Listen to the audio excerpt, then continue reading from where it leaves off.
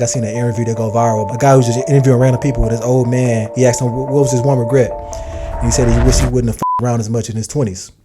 As a black man, that's kind of the culture that we taught. You know what I'm saying? Conquer as many as you can. You know, like be a player. Like that's what we're taught. What I would hope for our black men is that we have more discipline and put some value on our man. You know what I'm saying? Like value yourself even more. Have more respect for ourselves. Bro, that's bars, bro. We be slanging it out sometimes. You know, recklessly, man. We got to put some value on that. Exactly. Like I always say, like the inner man is being disciplined in multiple domains. That first domain, sexual discipline. And it's real. And that plays back to my quote when I said you could be in your prime physically, but not mentally. So prime physically means sexually. You could be in your sexual prime and your physical prime too, but still not have that right mind, you know, or that discipline to really tame what you're doing. Absolutely, man.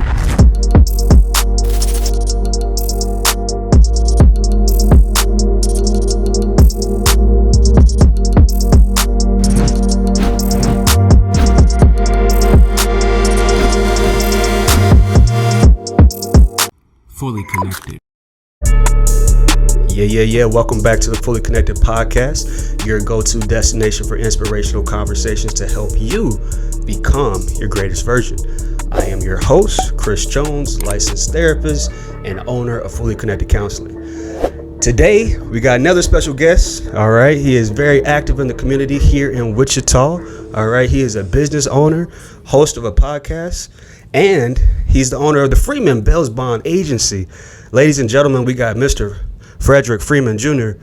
in the building, man. What's going on? Hey, what's going on, bro? Appreciate you. Honor and bless the platform, man. I know this is my first podcast interview. I know you're going to be interviewing me. This is my first time meeting you. So I got some questions for you as well. Like you said, you know, podcast host. So you ain't going to be just interviewing me, man. I got some questions for you as well. Bro, I appreciate that, man. I love answering questions too, yes, sir. Yes, sir. Definitely, man. So once again, man, he is the owner of the Freeman Bond Agency.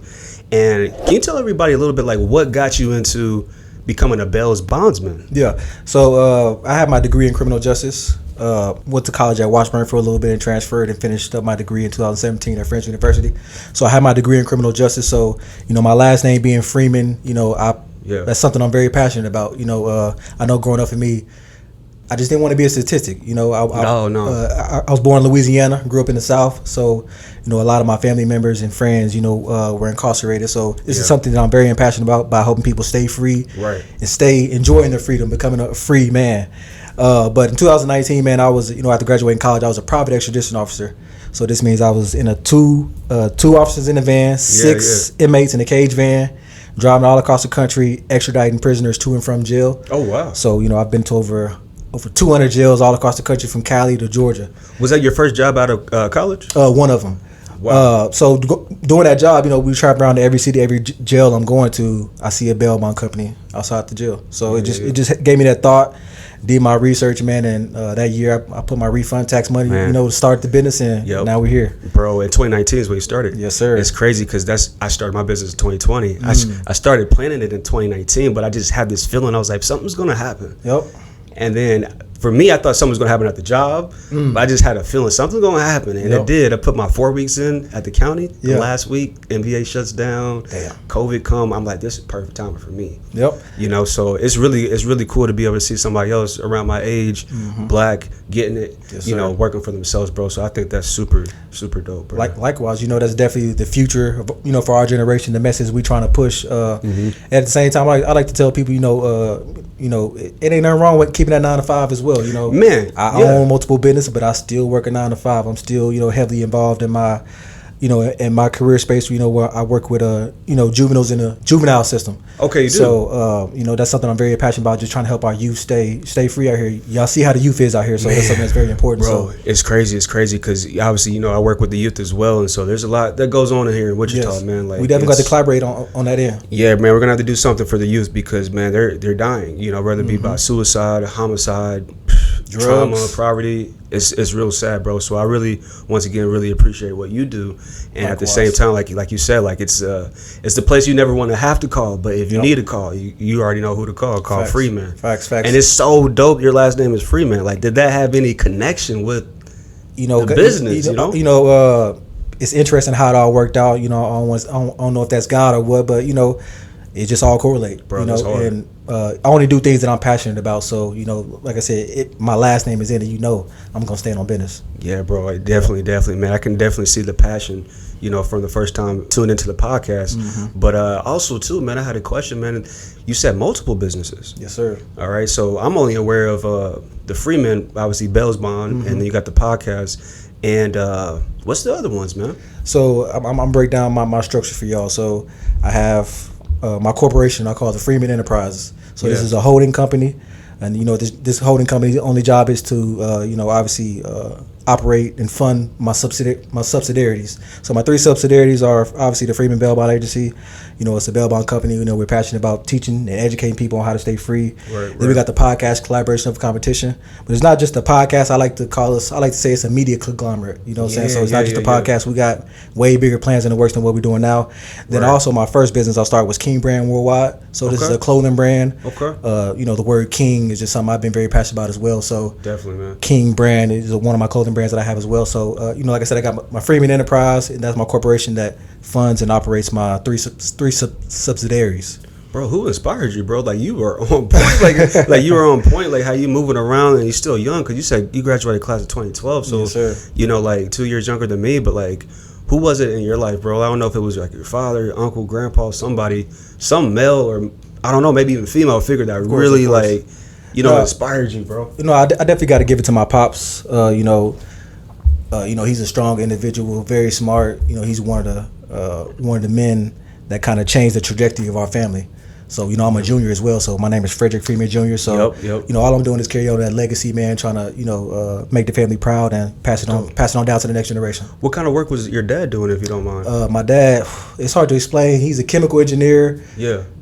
I'm sure he's doing something higher than that now. He currently works in Argentina, so he's back and forth from, you know, the U.S. So, you know, he's something that I'm always inspired by, working in the engineering space, you know, traveling the world. So that's super dope, bro. Definitely my number one inspiration. Have you been out there before, Argentina? I haven't. I'm trying to tell him. I'm trying to get out there. I need that passport. We need that passport. Yes, sir. But likewise for you, though, what inspired you? Because you are the first black therapist that I've met. Really? So I feel like a lot of youth need to see you and know about that. So I'm wondering, I feel like, is there a pivotal moment in your life that kind of inspired you to, you know, to be that? What happened? I appreciate the question. Once again, I love answering questions. But, bro, like, the crazy thing is, like, I was on the other side of the room in therapy. I was in therapy. My mom brought me in therapy when I was young and whatnot. So I always, like 17. Yeah, about 17. So, like, you know, I had mono, like, in high school, you know, senior year. So, you know, that kind of really set me back physically and mentally, and, you know, kind of threw me in a depression, bro, like, for real.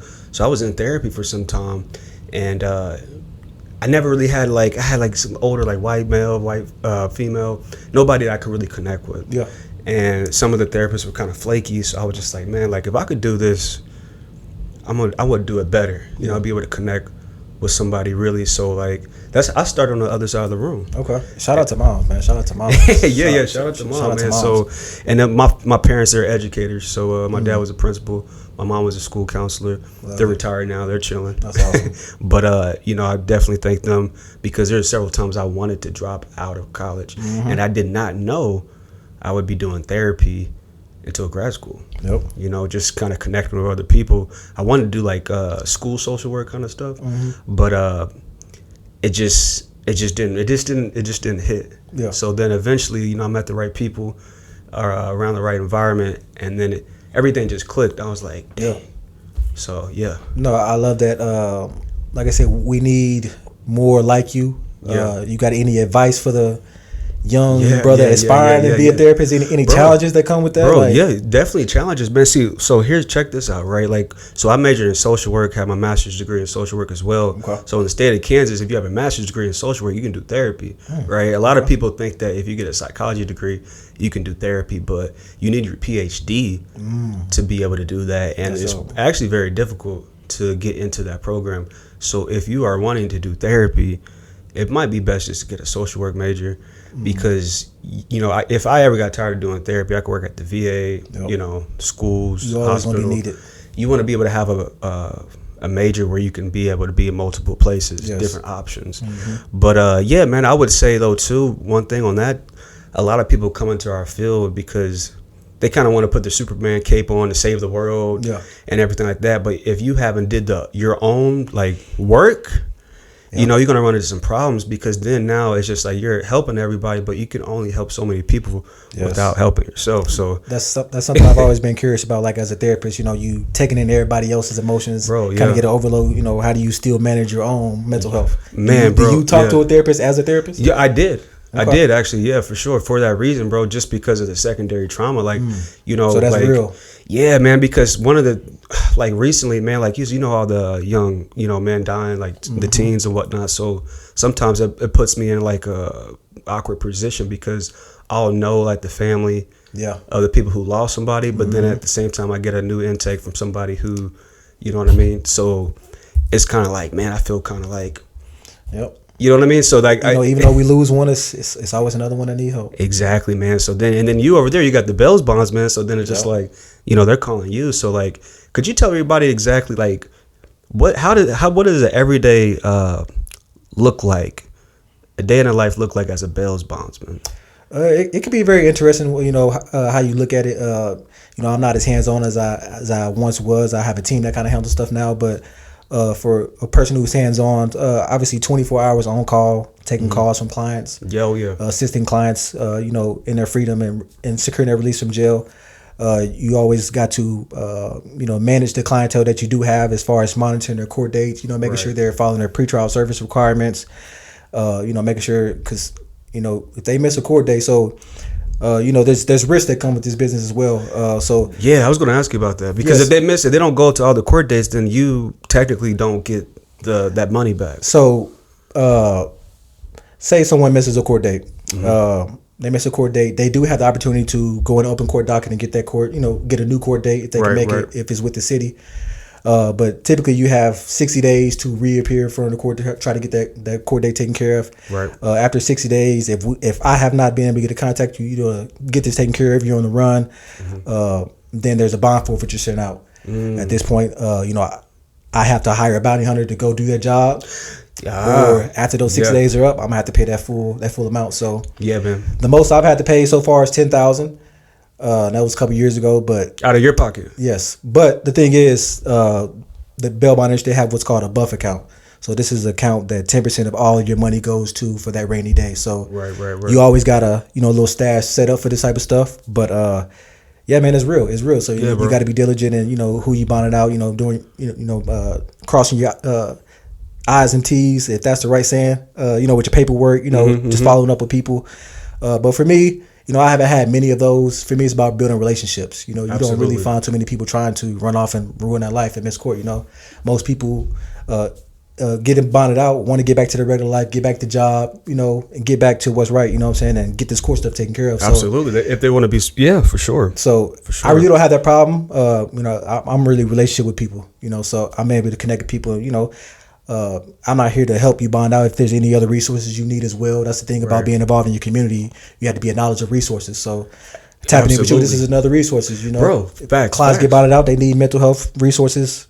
My guy Chris, we got that connection now, you know. Hey, in the same way for my clients too. Like, if you're in a sticky situation, we already know if you want to be free, call Free Man. Like, I feel like that'd be a dope like little slogan or something. But it could kind of be corny though. But. Our slogans, man, you know, it's always good to know a good bail bondsman rather than need one than to need one and not know one. Bro, so, and I feel like when like if I was in a situation like that and I went to your website and I saw your face and like I would feel comfortable with that, you know, because like, man, like he gives me, like you say, you're from Louisiana, so like Louisiana's a lot different than Kansas. You know, I've been out there a couple times, and I feel like with the line of work that you do, like it takes a certain personality. It takes a certain kind of person to do that, because you seem like you don't really have much fear. Of course. You know what I mean?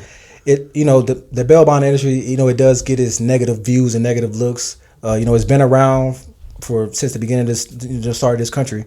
But I will say here, specifically in Wichita, you know, these bail bondsmen, they are here for the right reasons. I know a lot of local bail bond companies that I collaborate with, we actively be involved in the community. You know, we're not just taking it back from our community, we give it back as well. So, you know, one thing I definitely do is every year we do an annual give back. So we just did our 5th one in December, and this year we're trying to plan one before the year's out. So it's good to help the community, but you got to give back. You just can't just take from it. Definitely, bro. So like, community is big for you, bro. Facts. And like, cause I remember you were on what was like Cake or something, right? Mm-hmm. Cake News. What was that like, bro? Was that like your first time on TV? Yeah. So I teamed up with my bro Devontae Harris. I went to high school with him. Football player, right? Yeah, in Wichita South. He's an NFL veteran. And he had this nonprofit organization. We kind of collaborated and did a give back for the youth, man. Yeah. Man, it was good and bad, and I'll tell you about it. So. It's a reverse mindset. Yes. Is that what it is? Yeah. Yes, reverse mindset. That's dope. The event was great. Over 1,000 people came out, but it was kind of more than we expected. So, dang. So it's good it came out, but it was food was going quick, clothes were going quick. So, we learned from our mistakes and we would be better prepared next time. But there we go. Definitely an interesting event. Man, that's super dope, bro. Like, so you probably had some DJs, got some music out there for the family and the kids jumping around. And it was at OJ Watson Park. We had paid for rides. The kids do all the activities at OJ Watson Park as well. Had food, giving out clothes, school supplies, and all that stuff. Definitely, man. What do you feel like your mission is, man? Like, I feel like you're on like this like path to like, what is Fredrick's mission? For me, it's really just purpose. Yeah, purpose. It's just purpose. I like to, the work we do, I like to call purposeful work. This is work that's always going to be around. When you're doing this type of work that we do, you gotta have purpose in it. Where it's easy to get driven out, especially in the criminal justice system, dealing with the people we deal with. Yeah. It ain't easy. So you do gotta have a passion to be able to help the people. Absolutely, man. Yeah. What keeps you going? Like on those tough days, what keeps Fredrick going? Man, God, family, purpose. Purpose. Yep. I'm grinding for them kids. I'm grinding for the family. And obviously for the community as well. Definitely, because you're a father as well, right? Yes, sir. I think your child. How many? You got one kid? I got 2 young kids. I got a boy and a girl. How old is the boy? My son's 7. I have a 2-year-old daughter. Yep, my son, he's 8. So that's crazy, man. That's crazy how it goes, man. Because I feel like one time, I feel like sometimes like in Wichita, like we see people, but we don't really never like connect. Yes. So I remember I was watching this. I don't know if you know who 19 Keys is, but like 19 Keys, he said something on that Nick Cannon episode. He was like, man, like people see each other, but they don't really necessarily like want to like work with each other. They just still watch from a distance. I feel like as men, we do that sometimes, right? Yeah. So it's like, this is why I wanted to have you on the show. I was like, bro, like, let's just stop the going back and forth on the Instagram. Let's just meet up in person. Let's chop it up. And it's funny, man. I tried to interview 1019 Keys. For real? You reached out to 19? I was in touch with his booking, his booking agent, but his fee was a little too high. I couldn't afford that fee. But maybe we'll wrap. He was gonna. Okay. I think they was talking at least 10. At least 10. So you got to respect the brother in this time. Wow. So the crazy thing is how I figured about 19 Keys. Like I was out in Kemet, and a lot of people out there like, Beryl, you like 19 Keys? You like 19 Keys? I was like, who's this 19 Keys cat?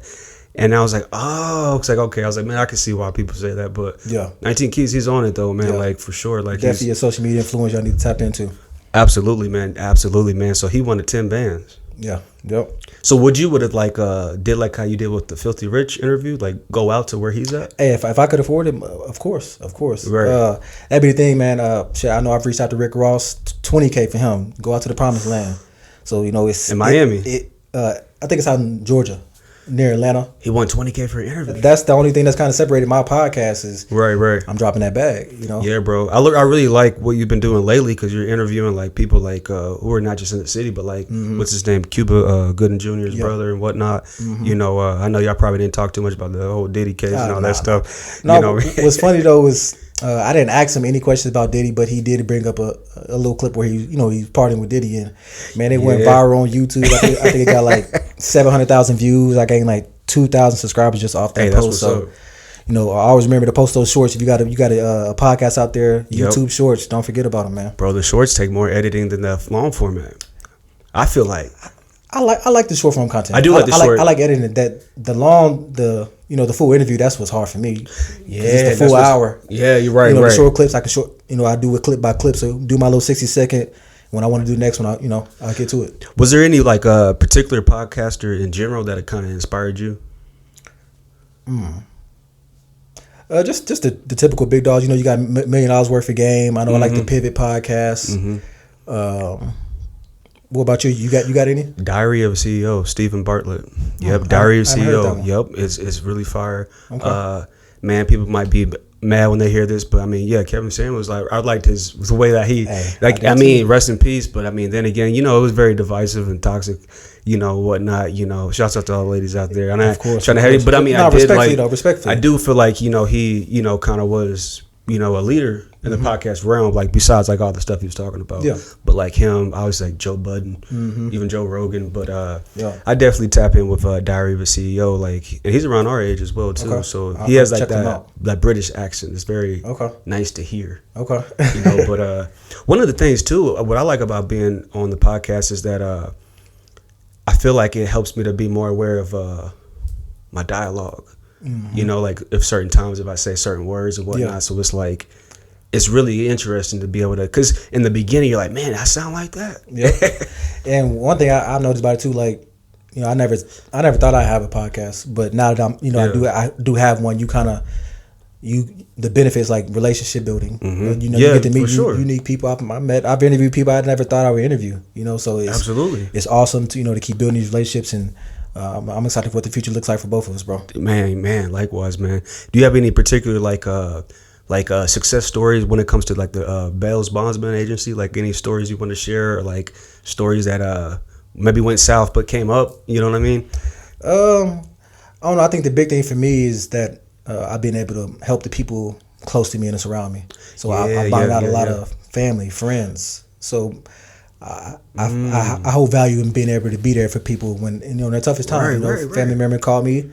Despite the bottom out, we're gonna get it done to get you home. So absolutely, I think that's the benefit for me personally. That my family and friends and the people who know me get the benefit from. Bro, call Fred. I'm gonna get you out. So that's been a surprising thing. I've bonded out a lot of friends and family. A lot of friends and family. A lot of people too. Yep, they reach. Hey, yeah, that's love, man. And there's no stigma on the type of people that get bonded out. It's all walks of life, ages. Sure, there's no discriminating factor when it comes to being bonded out. Exactly. People want to be free, man. Facts. People want to be free, but like mentally, a lot of people are not free. Yes. We need that Bell's Bondsman to be able to free people mentally as well. So it's like, what do you feel like? What helps you to be able to get unstuck? Like when you're feeling kind of like trapped, or like mentally trapped, or kind of feeling stuck, or I don't know if you ever do. I just like to put in the work, man. This life for me, and I don't want to sound crazy when I say this, but like for me, this life shit is simple. I know I'm going to heaven. Hey, this shit is already written. You know what I'm saying? So I just got to put in the work. You know what I'm saying? Right. It's hard to get me stressed. It's hard to get me down. I always got a positive outlook on life. So just put in the work. Take and everything. Take care of yourself. That's what I've been learning. You know what I'm saying? Got to put in the work. One last. There's beauty in the struggle. Y'all gotta remember that it's beauty in the struggle. That's one thing I learned. So don't run from it. Run through it. The silver lining, huh? Facts. Definitely. Was there like a particular event that helped you to be more positive rather than complaining about life like some people do? I don't know. I think it's just my upbringing, man. I don't want to sound cocky, but confident. But I'm just cut this way. You know what I'm saying? My upbringing. I've always just been this way. Always been solid. Absolutely, bro. That you guys hear it, man. You got to be solid. You got to be confident. Stand on business, man. Stand on business. Cut this way, man. Like, and that's why I asked you about like your father and your upbringing. Like, I feel like somebody there kind of helped you, guide that way. Because I don't know if you knew, like, in 2019, would you be working for yourself? Is that something that you envisioned? It's interesting though, man. Because growing up, I played football, so that's how I went to college. I had a football scholarship. I wanted to go to the NFL, man. So I never imagined, my plan was to go to the NFL. If not, I got my degree, my dream job was to become like a federal probation or pro officer, to help people stay free. So, it's funny how life works. Unfortunately, the NFL dreams didn't work out, but we here still chasing it. Yeah, there we go. On the entrepreneur side, man. I like to call it entrepreneur endurance, man. You got to have it. So maybe that's what it was, is that football mentality. Yeah, you know what I mean. I think that maybe that might have been. Yeah, you're right. Sports do teach us a lot of things. So that's one of my biggest regrets, bro. I did not play football in high school. I played basketball. Okay. I've always been a basketball guy, but I didn't play football in high school, and I regret it every day. You ain't missed nothing, man. If for real, in a sense of, it's a contact sport, man. It's real out there. You coming to high school. I don't know if that might have been Yep. It's real out there. Right. What position did you play? I played linebacker in college, man. But in high school, played damn near everything: quarterback, running back, linebacker, tight end, all of it. Yep. Played at Washburn, then transferred here, finished up at Friends in 2017. Yeah, man. So obviously the plans changed, but at the end of the day, you still came up on top. Likewise. You know what I mean? You still came up on top. So I think that's super, super dope, bro. So I was going to ask you a little bit about faith. You know, I heard you talk about that a couple times already. Like, what brought you to the faith? Was it your family? What keeps you still strong in your belief in God? I don't know. It's you know, I'm not really too religious. You know, I like to say I'm very spiritual, but it's hard to describe. For me, it's something that's within. I can't really explain it. This shit come from within. Mm-hmm. You know, and I guess just my, you know, how I've you know, reacted to my experience through life. Absolutely, man. So I just say it's in me. Hey, it's in you, bro. Yeah. That's how you did it. And you say king too. Yes, sir. You know what I mean? So like when you say king, like I don't know if like you study a lot of like ancient history or just knowing like your history or our history as far as black folks. Yeah, man. I'm from Louisiana. So my original last name was Cato. I had my mother's last name when I was born. Yeah. But both of my sides and family, I'm from Louisiana, man. I know my history like free man. You know, it goes deep. So I know my history all the way back down to the slave days. Like it's real. You know, where I'm from, the roots is there. So I do know my history, and you know, my ancestors are definitely living through me. So when did you start the podcast? 3 years ago, 2021. 2021. Mm-hmm. Definitely. Yep, July. You know, kind of like King. You know, I get like these things that mean a lot to me, and I kind of just turn them into a business. It's weird, but the same way with collaboration over competition.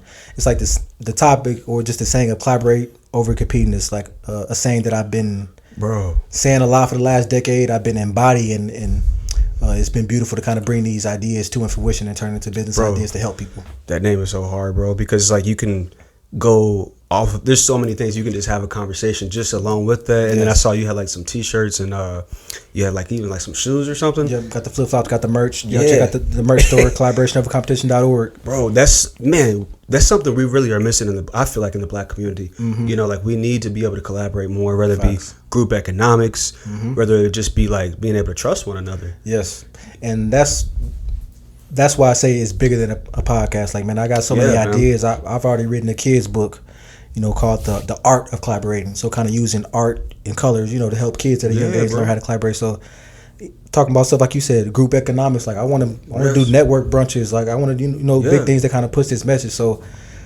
I know it's $1 billion message. You know, we just got to put in the work, man. Bro, and so I remember like you wrote a book on the Bells bonds, but I know you wrote a kid's book. Yep. I haven't put that out yet. Like I said, I got the script ready, but just kind of need to put in the work, drop that bag to get it published and everything. Definitely. So you don't stop. You just keep going. Man, it's purpose, man. It's purpose, man. It's purpose, bro. Yes, sir. What do you feel like is your purpose? You know, obviously get back to the world, get back to the community, just do my part. You know, always trying to be the change that I want to see in society. So that part for the community and the world, but most importantly, just for my family and my kids, man. Legacy. Absolutely, bro. You know, legacy, bro. We you know, throughout history, I feel like we in a very interesting time, bro. 2024. Can you imagine what the next 100 years, you know, like what we doing is going to be documented and recorded forever, bro. So when I do my work, that's crazy when you think about it. I'm being intentional like that. I know when I post a YouTube video, you know, interview, I know this shit gonna be here for 100 years. You know, as long as electricity's still going, you know, the internet's still working, you know. No solar flares and nothing like that. Yeah, you know, long as life's still going on, you know, this shit, you know, we cemented. So this, I like to say, I heard a Nipsey Hussle quote, you know, got to leave your footprint in the sand, man, and your fingerprint on the earth. So, bro, Nipsey was on it as well, bro. Yeah, so we just doing that digitally right now, you know, leaving our fingerprint on the earth, bro. That's crazy, bro. How do you feel about like the state of the world or the earth? You know, when we zoom all the way out, when we talk about stuff like this, you know what I mean? Do you have any views or opinions about the state of the world? I always say, man, you know, despite everything going on, we living in the best times that has ever been. Today is the best times that the world has ever. I know a lot of people don't see it that way. You can always see the negative in it, but technology, how we live as humans. I'm trying to tell you, I couldn't have did it 100 years ago. I couldn't have been a black man. I couldn't have did it. I'm trying to tell you. Bro, I'm glad that you said that, bro, because I think so many times like we look at all the negativity in the world, but it's like, if I had a time machine, like this is the best time to be a black man, like in America, in the world. It's like, why would I want to be black like 50 years ago, bro? That's the best time. And you talking about, you know, back in the day, slavery, even worse times, segregation. So even the last 20, 30 years, you know, if we was born in the 80s and 70s, you know, when the drug my life would have been totally different. You know what I'm saying? So I do feel like we are born in a very special time right now, and the future is big and it's important. Man, so definitely, man. So you're a lot of gratitude. Look, you seem very grateful for life in general. You don't play around and you don't waste your time, and you always are kind of constantly like grinding, finding new avenues from kids' book to even like the Bell's Bondsman book. So like, tell us a little bit about that book. I'm guessing you just pretty much gave the secret sauce to how to start your own. Facts. How do you start your own Bell's Bondsman, and how did you figure that out? You must did a lot of research. It's two different ways to go about it. I won't get too deep, and I'll kind of give you a summary. But there's two type of bail bondsmen. So there's insurance type bail bondsmen, and there's property type bail bondsmen. Okay. So I'm an insurance type bail bondsman, meaning the insurance company puts up the money, and I split the profit with them. If I have any forfeitures, we split the forfeiture 50-50. Okay. Or you could be a property type bail bondsman. Say you got $1 million house or $10 million in property. You can write bonds on that $10 million of property. Right. And you take 100% of that profit, but you also take 100% of that risk as well. Man, so that risk. It's two different ways you can go about it. But I just wanted to get a game away. When I first came into the bail bond industry, every year we have to take an 8-hour continuing education class.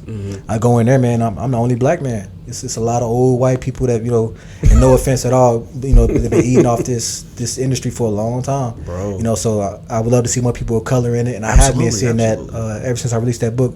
Especially in Wichita, there's a lot more bail bonds, especially of color, who are helping our people and doing the right thing. So I feel like we are definitely doing our part on that end. Yeah, I was going to ask you about that. If there were like other black male or even black female bondsmen, or bondswoman, I guess you could say. And that's the beautiful thing too. There's a lot of women in this industry as well that are doing their thing, not even locally, but across the United States. Absolutely. So that's what's beautiful as well. But I was going to say, I want to mention too, I also wrote my first book, which is called The King Mindset. So this is a book that I kind of incorporated with my clothing brand, King Brand Worldwide. I probably need to go back and update this book, but it's a book about just the king mindset, trying to give young brothers, any young kid out there who needs a mindset to get attached to stay positive, to do right. So I feel like mindset is very important. You get the right one, you can go to the top, man.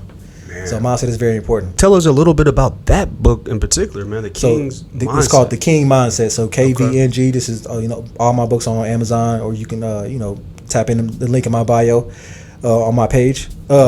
But the King Mindset, like I said, just trying to give young individuals a mindset, if they're looking for one, that something to help me. Right. I like to say the mindset that you see that I got, I call that the King Mindset. The King Mindset, I like that. I got it tatted on my stomach, King, so it's real. But just a book that I think I did this in 2018. So this was a while ago, and I'm a lot more better now, so I definitely want to update it. Right. But just a book out there for young individuals who need a mindset to kind of take things to the next level. Bro, that's dope. That's super dope. So you wrote that book in 2019, 2018, and The King's Mindset, bro. Like, what would be, if somebody's watching this podcast right now and they want to have that King Mindset like how you have, like, what would be some advice? Like, where can they start? Start with self. You always got to start within. The war that you always want to start with is the one within. Absolutely, man. I've said this on my podcast as well, but you got to take care of yourself mentally, physically, and spiritually. All those three things correlate. Yep. Take care. If you lack physically, trust me, you're gonna lack spiritually. You're gonna lack mindset wise. Right. If you lack mindset wise, it's gonna affect your physical, and you ain't got the spiritual, you might be lost altogether. You know what I'm saying? So I like to drive those 3 points, whether that be working out, sauna, steam room, that's something I love to do, reading, therapy, like you said, take care of you, put it in the work to do yourself, but just, being well-rounded in those 3 areas, spiritually, mentally, and physically, that'll give you the king mindset. So definitely getting the right food in, the right music in too, bro, because we consume deep. Not just with our mouth, but our ears and eyes. It gets deep, especially in these times where we get an overload of food. Man. From an app on your phone, you can get from DoorDash. You can get the most delicious, sweetest food sent to your crib. This is why I haven't downloaded DoorDash. I am terrified. I'm terrified of Uber Eats and DoorDash. I have not downloaded any of them because it just would be too easy. Man, it would just be too easy. I got friends. They got that DoorDash pass. I guess you can get with DorDash, and it's right there. Free delivery. You know what I'm saying? So, bro, because see, like now people are making a profit off of like people like who don't want to, people who are lazy. Like there's a whole industry. Like somebody, you can pay somebody to get your groceries. You can pay somebody to pick up your Starbucks or whatever. And it's you can look at it two sides: lazy or convenience. It's convenience. There we go. I look at it as innovation. Innovation. I like it. That's what's gonna make you making things easier for the human life. Absolutely. One thing we all got is a iPhone. That keyword I is connected to you. You know what I'm saying? So innovation, I feel like, is what's driving this. Right. And it's just a balance we got to have going into the future. I feel like privacy is going to be one of the most prominent issues of the 21st century. Bro. With technology. And so it gets real deep, when you talk about the food, the information you bring it in. Okay. It gets deep for real. So you said privacy. Yes. Why do you say that? Privacy, security, just... You ain't heard about these hackers? You ain't the heard cybersecurity? Yeah, I heard. I've been it's these Russians, I just called to TikTok and all that stuff. Yeah, I had ordered a custom license plate, and it got mailed to the wrong address. Okay. And I had to call the police to file a case and everything. And I had to get a refund from the DMV, so I had to call the police back. Yeah. They couldn't give me a case number because they said they had a cyber attack. Oh, dang. So even Wichita WPD, I believe it happened to the local hospitals in here in town recently. It was in the last month. Via Christie? It's real. That's crazy. That's scary, man. Yeah. That's scary. The police station. I can't call and get a case number because the police station has been hacked. Somebody hacked into the WPD. So it's real. I think that's a national thing as well. I think the United States recognizes that, especially with like AI and everything coming apart. Like, that's the scary part. People can use your voice and all this stuff, bro. Yeah, it's crazy, bro. Yeah, how do you feel about that? Just the advancement of technology. Yeah. Well, man, the good especially question, as it pertains to mental health. Yeah, man. I think really honestly, like AI, there's like positives and negatives with it, but it's really about who's programming it. Because if somebody's programming AI to use like malicious or kind of intent, it's going to be very dangerous. But I see a lot of good in it. If we allow it to be able to use and program it correctly. But when it comes to like mental health or just like really any career, I feel like honestly like the white collar jobs are going to be the first to go, because like for example like accountant, that can be replaced unfortunately. But like somebody like a welder, I feel like it's going to take a little bit longer until they have maybe some like iRobot kind of stuff. You know what I mean? So like I feel like it could be possibly a shift. Yeah. When it comes to blue collar, white collar, I think there's going to be a rise in more blue collar work because of the rise of AI. Yeah, I feel like, man, we just definitely in a unique time right now. Yeah. Whether it be cryptocurrencies, the technologies, like I feel like if we can kind of get ahead of it and kind of utilize our resources and the things we're passionate about to kind of push forward and be innovative in this space, man. I think it can only enrich us financially, but people wise as well. Absolutely, man. Absolutely. And so AI, man, it's helpful, man. I've used AI, for different things, like for my business or even like the podcast, bro. Like AI is very useful. But then again, once again, it's not somebody AI is gonna take your job. Somebody who knows how to program it, is gonna be able to take your job. ChatGPT, that's my best friend, man. Bro, I can't imagine if I had ChatGPT when I was in college, bro. And man, because I talk to these kids and they're just like, "Well, I'm just gonna ChatGPT it," and I'm like, man, I would be. That's the balance. I think I've heard college professors kind of. I think they got like some type of software that can kind of like track AI written essays or some shit like that. For now, though, man, because when it gets for now, they might be able to have, but you can't keep up. That's what I'm saying. That's the can't keep up. That's that scary part, we think about our kids and in our future.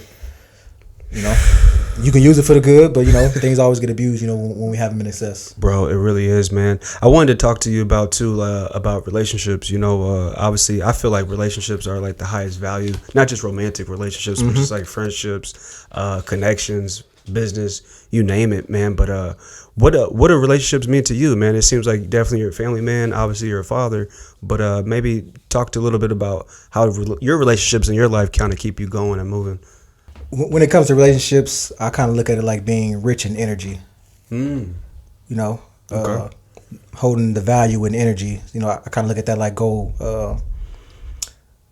I haven't been able to be successful, I feel like, in a relationship space, romantic space. Okay. But when it comes to collaborating with people, family, I'm very social. Always been a likable person, class clown, all that, funny and all that. So I've always been able to connect with people of all walks of life. That's something I feel like I've been rich in energy my whole life. Like I was supposed to say, it's something that's, I don't know, it's just in me, bro. Right? Absolutely, absolutely. Something that's I can't explain, but I look at it in the sense of just being rich in spirit, rich in energy. Absolutely. Do you feel like it's been hard to connect just because like you're always on the go and like maybe like the woman you court feels like you're doing a lot or something, or I don't know. That is a challenge, It really, currently single father, multiple business owner, having a career as well. So, that's all a balance, trying to manage that. Really that can be stressful as well. But I think for me, and some I want to talk to you about. Yeah, man. I know you said you had both of your parents growing up, and important to that.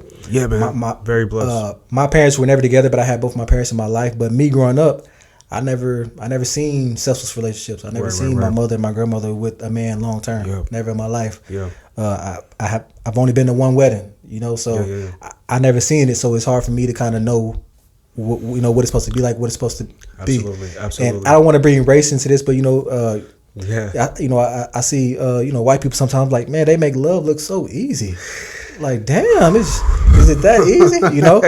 But man, maybe as a therapist you can speak more to that. But that's something as a black man, I never seen it growing up. I don't have a good picture, Man, I mean, that's facts, bro. I mean, I think you spoke probably for a lot of people maybe watching, man. It's like they never, because really at the end of the day, if you haven't seen it, like it's harder to be able to manifest that into reality. Yes. Like you say, you've been to one, one wedding, and like just like for example, like let's say there's a kid like in a low income neighborhood, he's never met anybody who went to college. Yeah. And maybe you're the only person he knows that went to college. Mm-hmm. And so when it comes to like race and marriage, I think really it comes down to like how you're raised, your upbringing. Sometimes that may be a particular race, but really it's how you were raised, your values, your morals, and just people who have more things that match up. Like maybe this person is Hispanic, she's Hispanic, both Catholic. Mm-hmm. The more matches of like foundational things are going to be key to be able to have a successful marriage, rather than just like these, how you feel, because a lot of people are just basing relationships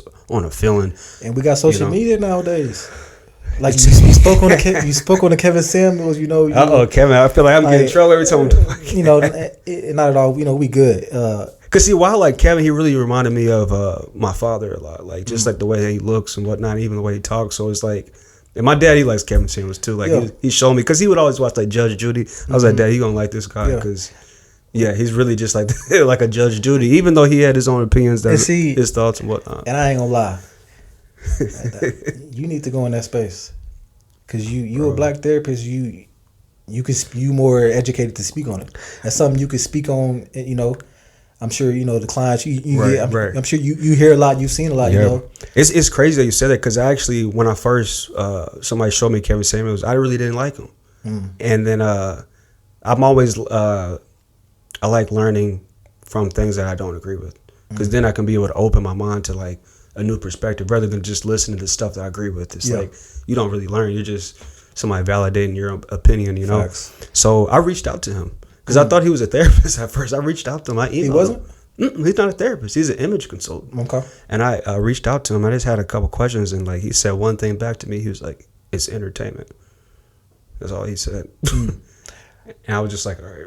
Yeah. It's like, it makes sense. I was like, he says entertainment, but I feel like there's like more to it. But he actually emailed me back and was like, and that's kind of the crazy thing about content nowadays too. I don't want to say fake news, but right.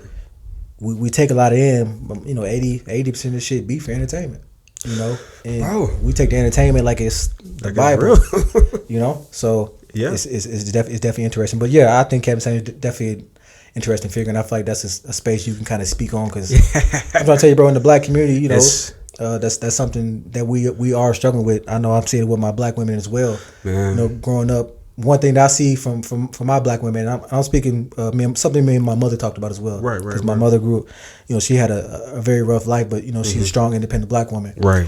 Our black women have to be so strong and independent. Tell them all the time. So when a man does come around, sometimes it's hard to let down that that wall. Man. Because you have to do it on your own, I really don't need you, because I've been, doing it on my own. So I know that's something my mother kind of spoke to me that she struggled with. You got to be dependent your whole life. Independent your whole life. Be masculine. You have to take on that role, being a single mother. Absolutely, man. Being a mother and father for so many fatherless kids out here.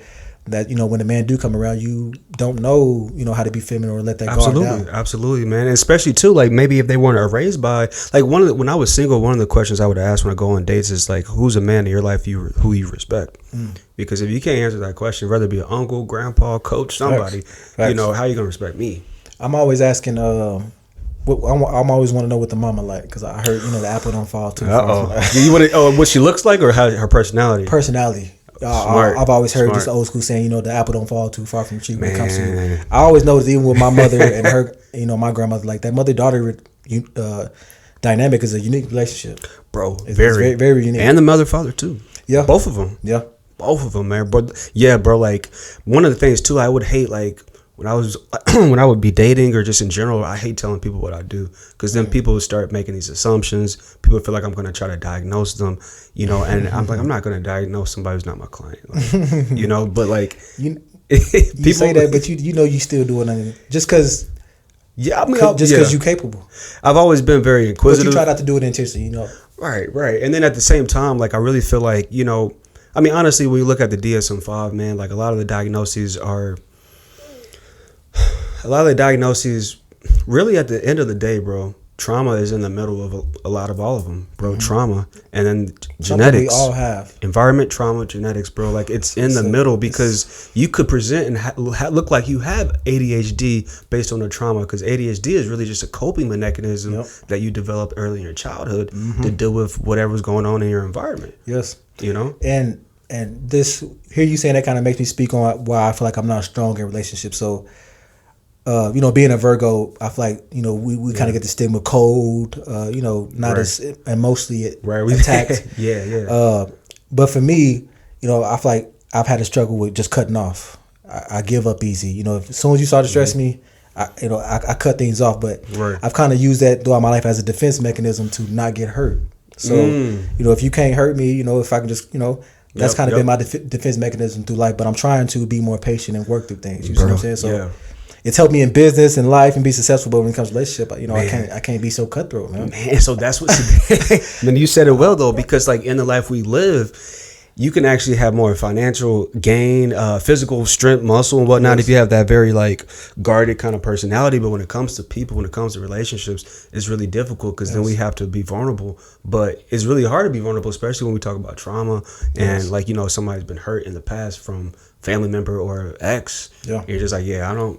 You see one thing, you see one like red flag really that reminds you of something that somebody else did. You're like, man, you just pretty much go like this, like, you know, emotionally we go like this, and we just close up. But we want to be able to be more like this, but not all the way, because some people are like this all the time. They're people pleasers. Mm-hmm. This is what a people pleaser, but you want to be able to have a combination of both. Yep, and I'm gonna try to remember this quote, but I think I posted this on Facebook one time. It's like, it's funny how you could be in your prime as a man, but still be in immaturity mentally. You know, because as a man, we don't develop till we're 25. So imagine that as all the young men out here. Right. We in our prime, 16. We in our prime physically. Yeah. But mentally, not even there. Seven ways a year from fully. Financially, not even there. Mentally, not even there. So that's always something always tough. Like, man, we could be in our prime physically, but mentally, just not there, you know? Yeah, I said this on a podcast before with Christina. She's a therapist here in town, black therapist. And like I told her, I was like, man, I wish God would make us look like our cognitive age. Because somebody could be 34-year-old grown man with a full beard, but when he gets emotional, you know, when he's triggered, he might act like he's 17. Yep, and that's dangerous. That's the real struggle for me when I'm working with the youth in the juvenile system. Is like, it's sad because like I was talking to a kid, just being real with him. Like, but it's like, bro, you can't even trust your own emotions. You can't even trust your own self. You can't trust your own thoughts because your mind's not fully developed. You know, you moving off emotion. I know it's probably hard to process a lot of this stuff. So right. I kind of just feel, you know, you see that frustration a lot. Like, just. You know it ain't there yet. You know what I'm saying? Yeah, for sure. Definitely, man. You have to be able to trust See, the thing is, man, is that we can't really control our emotions. We can manage them. Not at all. You know, it's kind of like hunger. Mm-hmm. You know, like anger is like hunger. So, like, if you know you're going to have a long day at work and your job won't let you leave to go get lunch, it'll be wise to pack one. Yep. You know? And so the same thing with anger is like almost like, hey, like if you know you're going to a situation that could potentially make you angry, you should maybe try to meditate before you even get in the car to go to work. Or maybe you should go to the gym, like, you know, run it off. And a book that makes me think about this topic right now, The Laws of Human Nature by Robert Greene. I haven't read it, bro. I've heard of it, though. I want this. A lot, man. Tell us about it. Brother, read this book. But it kind of just teaches about the natures of humans. So kind of like we spoke on, like the things we can't deny, whether that be genetics, environmental, you know, things growing up. But one thing I kind of took from that book, just like, man, emotions will cloud your ability to make the right decisions. Yep. You gotta. I take time sometimes to reply, because give myself time to think, give my, better time to articulate my thoughts. But Right. anger and emotion, anger is not your friend. I told it to the kids, anger is not your friend. No, it man. will dilute and disturb your ability to make effective decisions. It really will, man. Emotions can work against you sometimes in a worse way. Exactly, man. I feel like you articulate yourself very well. Like I try to. I feel like you really are good with your words. And speaking of like the anger, man, it's almost like, think of it like a untrained pit bull.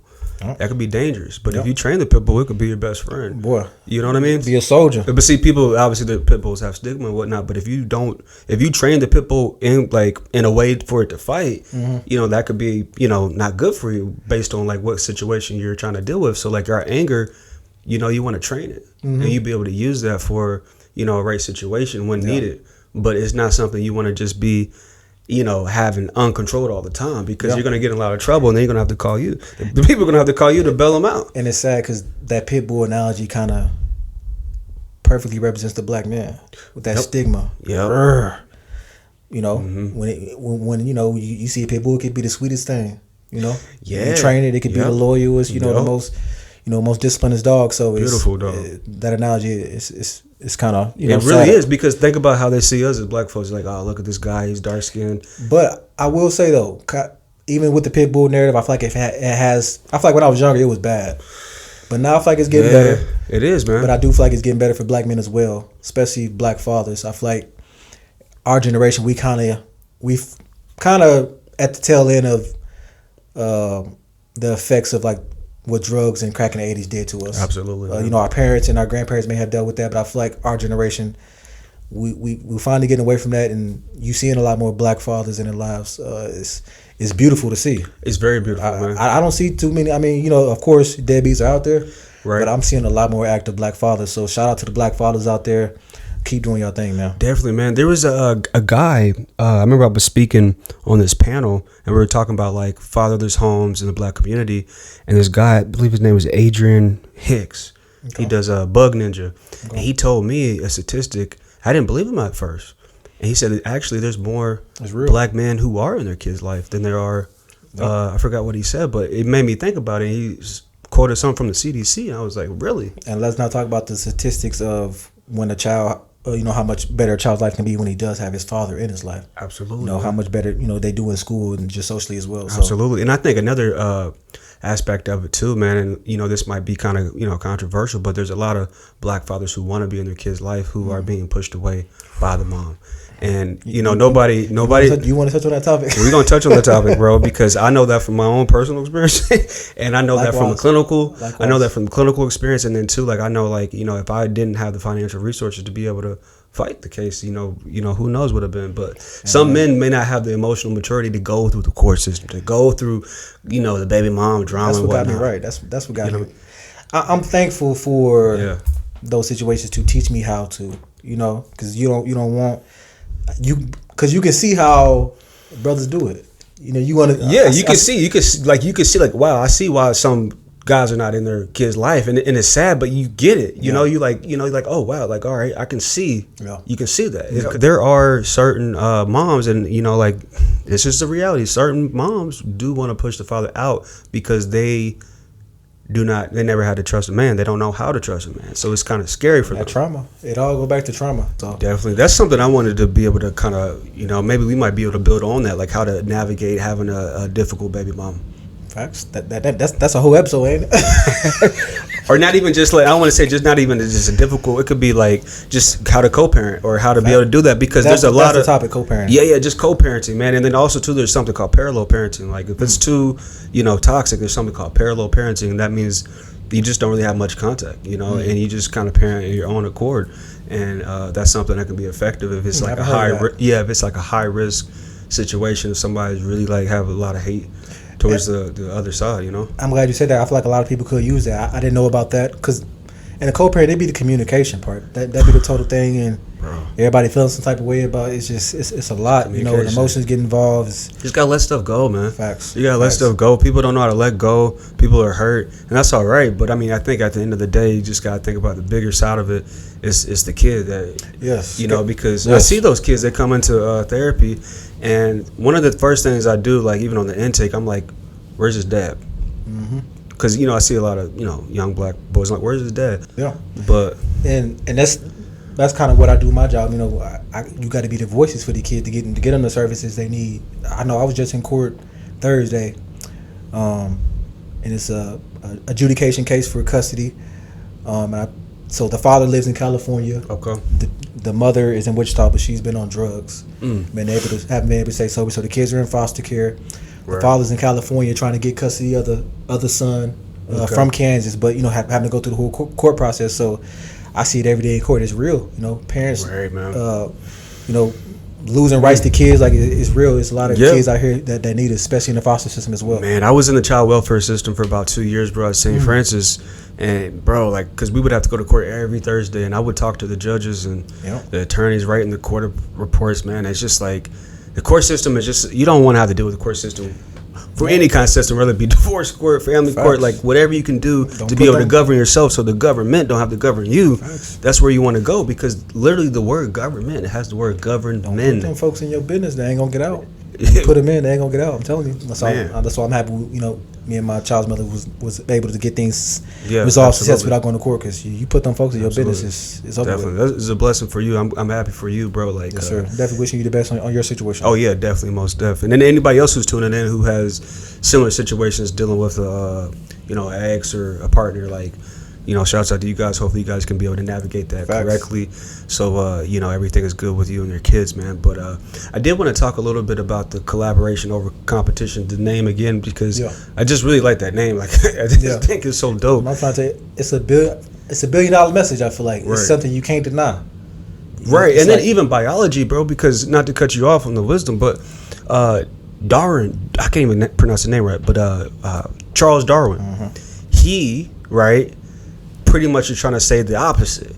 He was trying to say, like, in the animal kingdom, it's competition over cooperation, but he got it wrong. Like, literally, he got it wrong. And there's a lot of studies to show that, in nature actually values cooperation a lot more than competition. When you look at trees, trees, they pretty much don't take more than they need. You see, trees are all leveled out. In the forest, they're all working together. Collaboration is the base of civilization. This is why we have a society we have here today. Right, connect. Yep. And that kind of touches on. I'm gonna give y'all some more games, some more stuff in the works. But I told you I had the kids book. I wanted to do the adult side too. So to show the collaboration from, like you said, from the genesis of who we are as humans. To where we are now. Absolutely. That's collaboration. Like, it goes all the way back to then, the beginning of time as humans. Absolutely, bro. Survival. Survival. We had to stick together. So it gets deep, and I definitely. I'm trying to. I want to put a book in the works to kind of, on the adult side, to kind of just explain the biology, the human part of collaboration, down to a science. I think, like, the title of that one, I was wanted to be like the science of collaboration over competition. I like that. The kids want the art, but the science, because it gets deep when you talk about biology. Yeah, bro, it really does, bro. Because even when you think about something like sports that we all love, would you say sports are competition over cooperation, or is it like a mixture of both? It's both. And that's one thing I've learned interviewing athletes. I've interviewed Adrian James. He's a Hall of Fame running back. Clinton Portis, he's an all-pro running back. So I've been able to talk to athletes who've competed at the highest level. Yeah, man. And they kind of speak on how competition has helped them. Right. That's something they didn't shy away from. Competition is something that they ran towards because it helped them become the best them. Absolutely. And there's collaboration in competition. Just because we say collaborate, it ain't all goody. We ain't saying it's all sweet. There's still competition and collaboration.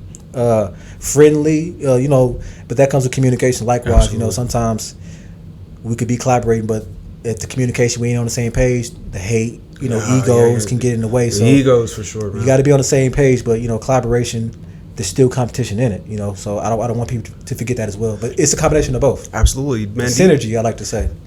Bro, synergy, bro. That's the key, like bro. Like yin and yang, Absolutely. Can't have one without the other. You can't, bro. You can't compete. I mean, you can compete against yourself, but and you always should be. But you don't want to be at war with yourself either. How you measure? You got to have somebody else to measure yourself against. You see what I'm saying? So you need collaboration for competition. When did you realize like cooperation was over competition? Like, was there a certain point in your life when you're like, dang, like this should be over that?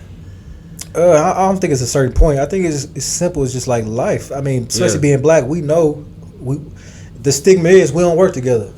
You know, that's the stigma. We tear each other down. The stigma is every other culture, they can come together, they can collaborate, whether it be group economics, whatever, education wise, they come together for for their cultural community or wherever, and they empower each other. That's a stigma in our culture. So we live it every day. We black, that they say we can't come together and collaborate, y'all. That's what they say. So we trying to show otherwise. So do you think it's true? Not at all. Not at all. Okay. Not at all, because now, of course, you got your positive and negatives and everything. Right. You got a situation you can point out negative, but we living it, bro. We doing it right here. This is keeping it alive. You see what I'm saying? So absolutely, we putting in the work. So, I started off my last podcast by asking people, do you want to collaborate? Whether that be networking, business wise, giving back. I'm looking for people to put in the work. Collaborators. I start calling my little the fans the collaborators, man. We need more collaborators, man. Bro, that's dope. That's dope. That's super dope. Because I saw you had the episode with Big Sam or Samuel David. He came through to help out. And that was intentional. I wanted to start off the season showing, displaying. I'm not about just talking it. I'm about standing on business about it. So I was intentional with that first episode of the season. Letting somebody who I admire, who has a podcast as well, bless the platform. Right. And it was a beautiful collaboration that him and Tony Johnson both knew each other. So a beautiful episode, a beautiful collaboration. That's dope. And it was definitely dope. That's super dope, man. What about collaborations that you want to do in the future? Is there anything in particular that people you want to collaborate other than athletes and whatnot? No one in particular. I just want to push this message forward. So anybody who's about that, we can push things forward. Definitely. So I should get collaboration with YouTube or Nike, Magic. Yeah. That'd be super dope. We obviously think big. We think global. You know what I'm saying? 'Cause, this message is glal. It's peace. It's not just a United States thing. It's not just a black thing. No, it's a human thing. Absolutely. Beyond race, beyond states, beyond countries, we all are. How do I say it? Divided in a ways against each other. It's humans. We need to come together overall. We got to, not just our black community specifically. Obviously we putting the focus on it because we are African Americans ourselves. But this is for the world. Man, it really is, man, and it kind of even ties into the earlier conversation when we talked about marriage and relationships, because we have to collaborate with inside the relationship, which can be difficult, but it's needed, because a lot of relationships fail because there's this competition. It's you're not supposed to be competing with your spouse or competing with your girlfriend, but it happens. Because people don't want to collaborate within the home.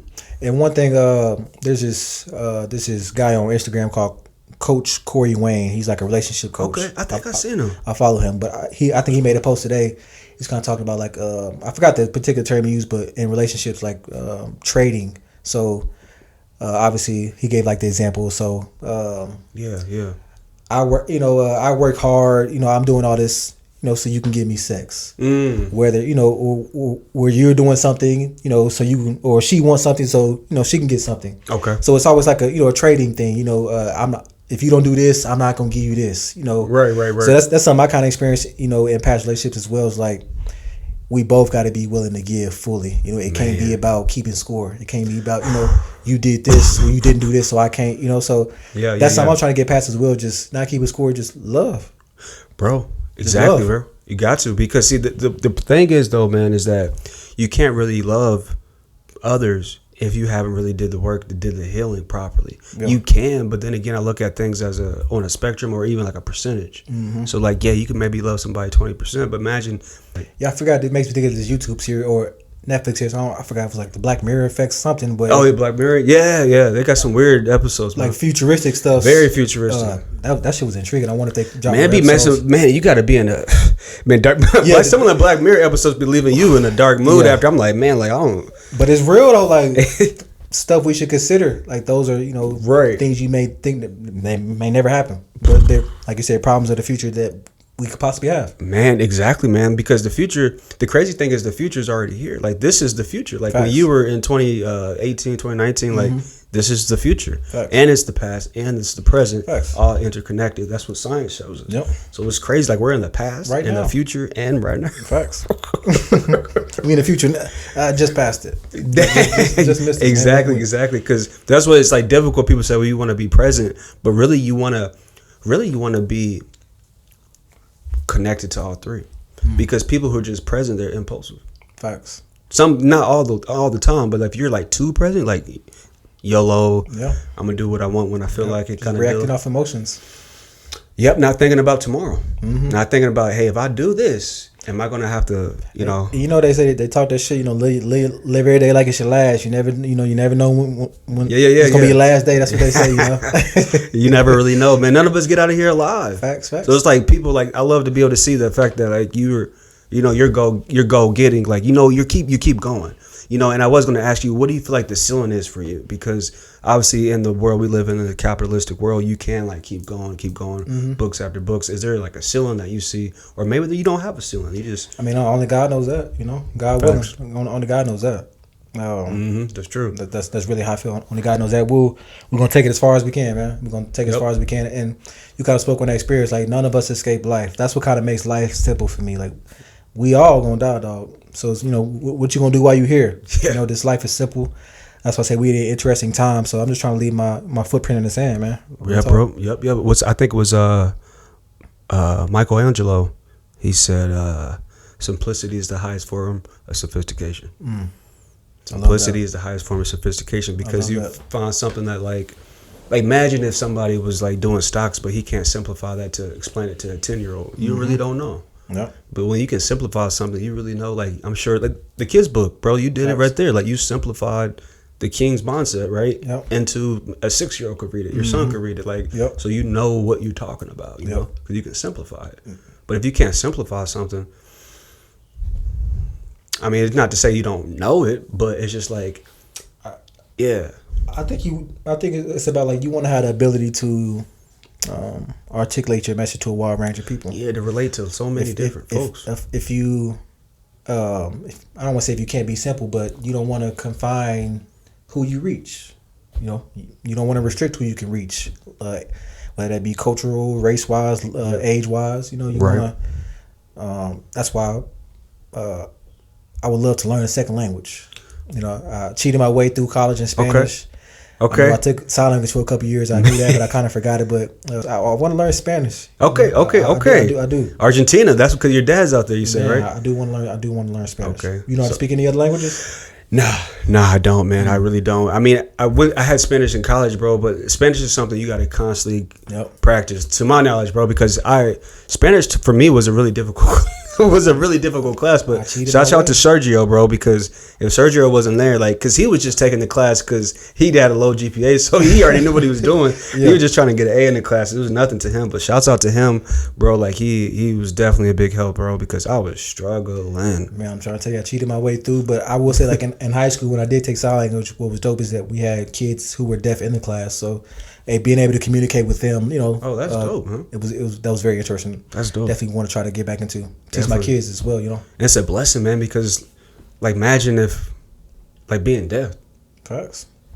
Like, we wouldn't even probably be able to do this properly. Maybe like if we were at a level of like we could wear one of those earpieces, but still, like, even somebody who wants to tune into the podcast, imagine if it's like we're blessed. Facts. That's why I say we living in the best times, man. Even the simple thing like AC. It's summertime. It's hot out there today. I'm trying to tell you. I was sweating in the beginning of the podcast. Y'all probably saw me with the little sweat stains on my shirt. Yeah, y'all can't see it, man. The armpits dripping. Nah.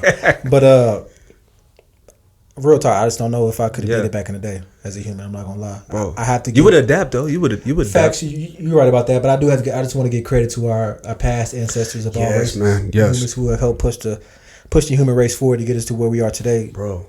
I am appreciative of them. Absolutely. From the beginning of the time. You know, when my African ancestors, you know, in the jungles and all that, I appreciate you. They're watching, bro. That's real though, bro. Because think about it, man. Like, whether it be like from slavery times or even Civil War, and we related to them, whether we know it or not. We related to them humans. Right, man. It ain't no us without them. Like the civil rights time, like you got kids in school, like whether it be a Southeast, high South, and they ready to fight and, you know, pull up on people because somebody called them big head. Facts. But back in the day, you would go to a place like a Walmart and you got the managers there calling you the N-word, your whole family. Facts. And they don't even say anything because they know that you could possibly get lynched or the police could do something. Facts. So like they had a different level of mentality. They had the king mindset. You're right. You know, they had the king mindset. And I think we was on a good path as far as Black America, but I feel like the assassinations of MLK, Malcolm X, then the drugs that hit us. I feel like that kind of just wiped all the progress we kind of had going.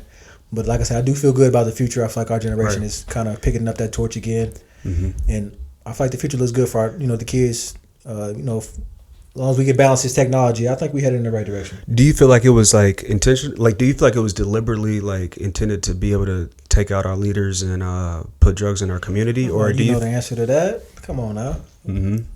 Put 2 and 2 together. You know what I'm saying? Yeah. I want your thoughts about it, because I feel like possibly, like, obviously I feel like maybe so, but I just kind of want your opinion or like your thoughts, like on, because it's kind of crazy if you think about it. That was actually the case, which it sounds like you look at all the research. I agree with you. It is interesting. I would just say I would just say as a black man, I've been able to learn from white people and how they've conducted themselves throughout history, whether it be founded America to where we are today. I'm aware of the things that they've done, but I kind of just take game from all. I take notes, learn for the future. Obviously you don't want to repeat the past, but I look at it from a different standpoint. I learned a lot from the white man. I would say that. For sure. And I've kind of just put my own sauce on it, but I've kind of flipped it in that way of just taking we know the bad that y'all do, but taking the things that I've seen that y'all do and kind of incorporate into our own culture. Absolutely, man. Because and for positive ways. We not trying to, we ain't trying to get no get back. We don't need it. We are reparations. We are. I would like some. We're not gonna skip over that. You know what I'm saying? We want the reparations. You think that'll happen? Man, it seemed like it was trying to like do something at one point, like a couple years ago. I remember seeing some stuff like different like rallies and meetups. But man, it reminds me of that episode of Atlanta. Have you ever watched Atlanta? I seen like the first couple episodes. There's an episode on Atlanta of the Donald Glover Childish Gambino, and it's pretty much just like the white folks in the episode. They have to, if they have any slave owners in their family, they have to pay back out of their check to the family. Just like kind of like if somebody's on child support, the company just takes out the money and pays the mom. So like it's like it's funny, but it's just like wow, wonder if that could actually happen. But it's an interesting episode, man. But with your question there, like, could it actually happen? The reparations, man, I think it might have been. If it was going to happen, I feel like it would have happened a long time ago. There's a lot of black people now. I don't think they're going to give us money. But if it did happen, man, I think that the money would go back to Gucci and, Cadillac. And unfortunately, just go right back into this. So you give some black folks $20,000, they going to spend it. Not all of them. But I think if they were to do it, I think it would be the same reason why they freed the slaves. Because, like, man, we were missing out on this black dollar. Because I think that... I think it was an economic reason to why we were free, because like, look at these black folks, they got all this money. Like, we're not all this money, but we could tap into this money, man. Come on, Chad. Come on. You want to tap into this money? And see, that's why I say I take notes. Like, it gets deep, even down to the marketing. You know how they got us. Like it gets real deep. That's why I never been. I never really been a big. Now, of course, high fashion, but this is affordable fashion. Fashion Nova. Clean too. I like that. Shout out Nova Men, Fashion Nova Men. They been getting me right, but that's where that's from. That's Fashion Nova Men. Shout out them. But I'm not a Gucci guy. I'm not. I'm not spending $1,000, $100 on the shirt. You know what I'm saying? So, I've always tried to be intentional that way. Like, try to not fall in the trap. You know what I'm saying? Absolutely. Because that's purposeless stuff, materialistic stuff. You know what I'm saying? Right. Exactly. I agree with you 100%, because I think our people have fallen into that materialistic trap because we didn't have trauma. We want to be seen. We want to feel deserved. We want to feel like kings. We want to look like it. Right. And we have that insecurity of just being darker skin tone. Facts. So now we have to be able to dress up, have the nice. I remember one day I was driving on Oliver, I saw this Cadillac, and I mean, no offense to whose car this was, but he had it all decked out. It said Versace all over it. Had Versace logo on every window. Yep. Probably on the headrest. And I'm just like, dang, this dude probably don't even know the history of Versace. Like, I mean, that's me making an assumption, but it's just like something. Because every business, as you already probably know, is a family name. Facts. From Kroger, Dillon's, and that's what really sucks for me about that's like when we talk about being born at different times. So like say it was born in the 90s where drug dealing was rampant. Man, who knows? I might have been a drug dealer. The money was so easy, but what I hate about that whole era is that billions of dollars went through the black communities through drugs. We've heard about kingpins, multiple kingpins, you know, $100 million a year. Man. We had corporations in the hood, and we ain't even know it. Billions of dollars going through the hood all across America. Corporations, we ain't even know it. Isn't that crazy? And these kingpins, these black men, they are businessmen. Yeah. Entrepreneurs, they just don't know it. You know what I'm saying? Right. They have the skills to articulate and run a high profit business. Make, you know, so that's what I hate about back then. Like, man, we had so much money going through the black community. That's another reason why it was illegal. Facts. Because think about it, man. I mean, Black Wall Street, like, you know, I'm pretty sure you're already aware of Black Wall Street, but it's just like, I do feel like there's a deliberate attack on the black man or the black family too, to rise above because of do you know about the ISIS papers? Frances Westling, black female. So she pretty much said, like, at the core of white supremacy, it's the fact that, you know, no offense to white people watching, but they're genetically recessive. So for example, if you were to have a baby with a white woman, you know, the baby would look like Drake, J. Cole, Obama. You know, so sophomore year biology class, you know, darker skin is more dominant than lighter skin. You know, more short, curly, tighter hair is more dominant than straight hair. Yeah. You know, brown eyes are more dominant than blue hair. That's just, for some reason, that's just how it was designed by the, you know, the Most High. Yeah. But they flipped it and tried to say that you're inferior. But science says, forgot the one drop rule. Yeah, you got that one drop in you. Yeah, man. The bloodline is deep, man. But I do want to talk about the strength in that. Just being dark skinned, being African American, man. I do feel like we are dark skin's back in style, by the way, too. Let's get it. The prize. And no offense, because I do have a mixed son who is mixed as well. But man, you need us. Ain't no light skins without us. You know what I'm saying? This sound like you need the chocolate. You know what I'm saying? Like I said, that's no offense. You know what I'm saying? Okay. I'm just saying you need the chocolate. Like, it starts with us. You know what I'm saying? Bro, it starts because it's just like paint. You can't see. You can get all the colors from black. Facts. You know, it's just once again simplifying it because you can't get all the colors from white. Facts. You know, it's just like try to do it with paint. And a black person can be albino. Black is not just a color; it's a phenotype. Facts. Man, and it's funny though, because like I said, my son is mixed, but my son he's a very dark mixed child. So he may be darker than some black people who are light skinned. Right, exactly. And it's funny, like I did his DNA ancestry stuff. Yeah. And he's like, if I'm correct, 51% African American, 49% European. So it's interesting when you look at the genetics parts. Isn't that crazy? Of mixed people as well, down to the ancestry part. That's really interesting. I remember there was a Chadwick Boseman, you know, rest in peace, Chadwick, but he was on the Breakfast Club and he talked about African ancestry. And I did that test, and like it will trace back your what tribe you come from, which is really crazy, bro. Like, it's really interesting if you ever tap in with that, because they collect DNA samples from different tribes in Africa. So it said like I was from like Gabon or something like that. Gabon. What part of Africa? It's like kind of like west, but it's like a region over there. It's a country, Gabon. And they said Samuel Jackson is from it too. So I know when I did mine's, especially my sons as well. Like, we had a bunch of different African places, but the most was Sierra Leone. So Sierra Leone, if you guys don't know, it's one of the most prominent like areas of, you know, during the slave trade. So that's West Africa, right on the west, facing the ocean. So absolutely, I noticed that when I looked at my DNA, I'm mostly Sierra Leone. So man, with that West African heritage, but good history with that as well, though. But yeah, do your research, man. A lot of our African Americans do need to do that. Go back as far as you can, because honestly, man, a lot of us, especially in the black community, we don't know much past our grandparents. We don't know their grandparents' name.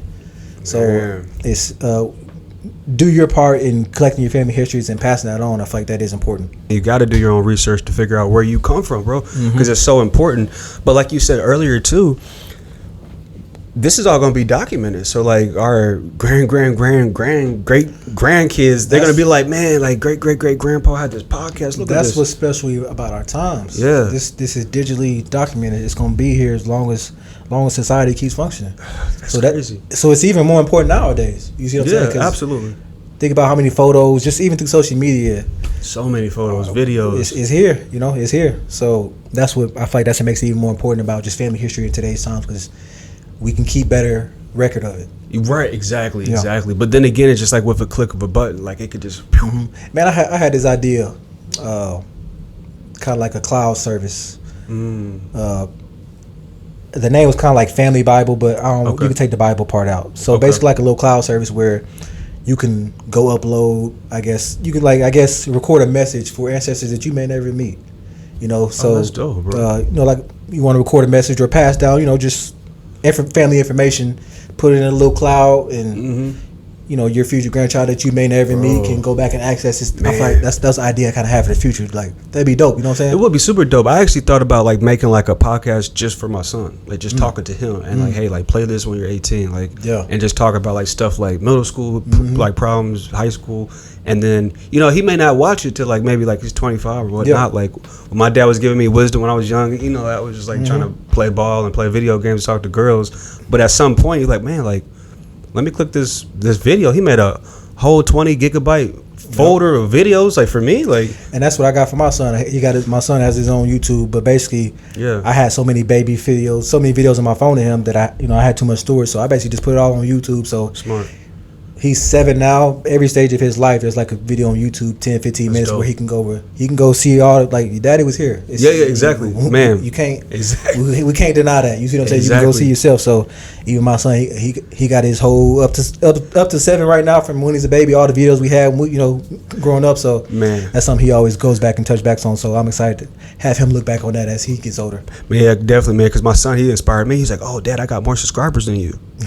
Yeah, my son was 17. Like at that time, he's like, "Dad, look, this." I was feeling some kind of way. I was like, okay. I was like, all right. So then, like when when he would get in trouble, it's like he would say stuff like, "Oh, that's why I got more subscribers than you." I'm like, really? Okay, that's why we going. But he'd be like uploading these little like Sonic, stuff and like kids videos to get heck of views. So like I'm like, all right, that's cool, bro. Like I'm like, I hope you do one day have more than me. Like I want that. Facts. I want to talk about like just podcasts. Yeah, for sure. The podcasting game.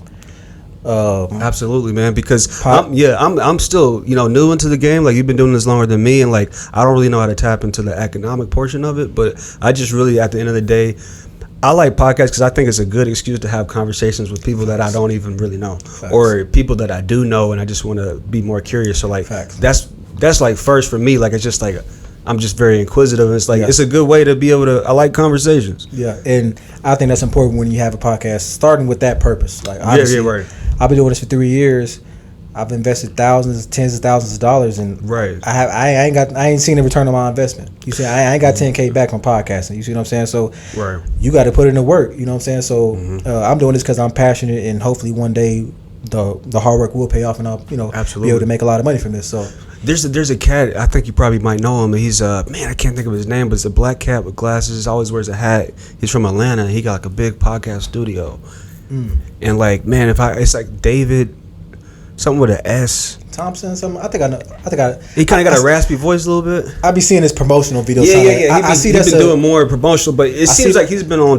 That's a space too. Yeah. Like, I guess if you are a successful podcast, that's a space that people. I don't know if that goes in with all the financial courses that people try to sell, but they try to coach you on how to get paid, how to start your own podcast, and how to get monetized from it. But that's something I'm trying to capitalize off of. So I just got monetized on YouTube.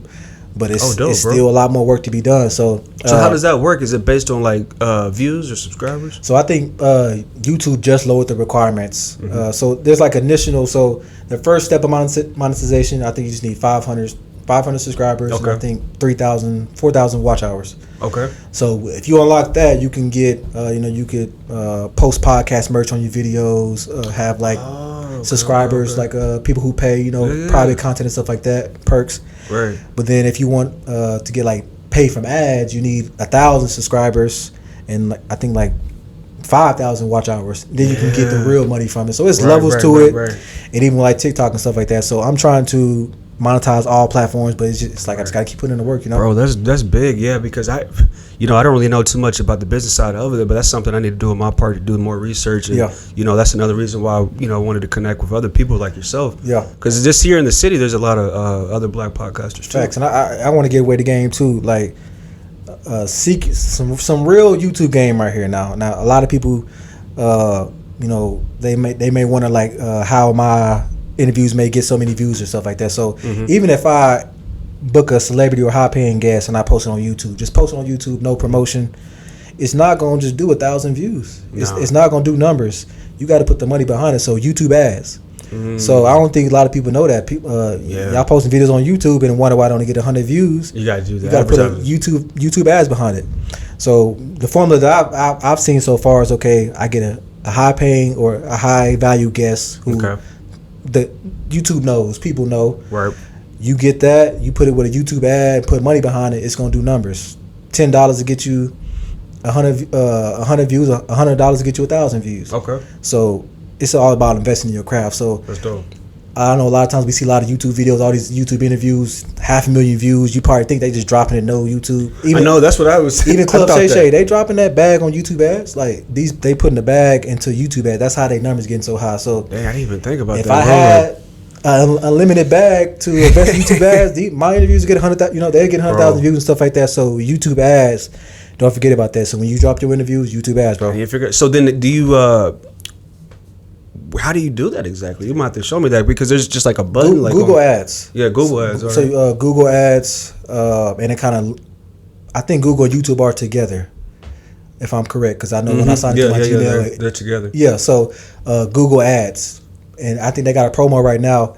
You spend $500, you get $500 in ad credit for free. So when you buy the YouTube ad, they just put the video up in front of more people who like that kind of content? It's you customize it down to the T. The city, the area, the interests, what they may like, what other podcasts that may be similar to yours, like you can get it down to a T. As far as how you want to find your specific customer. So if you got a good idea what type of customer or people that listen to your podcast, you can cater to them specifically through ads. So say like for the Omar Gooding interview, I know he's from from California.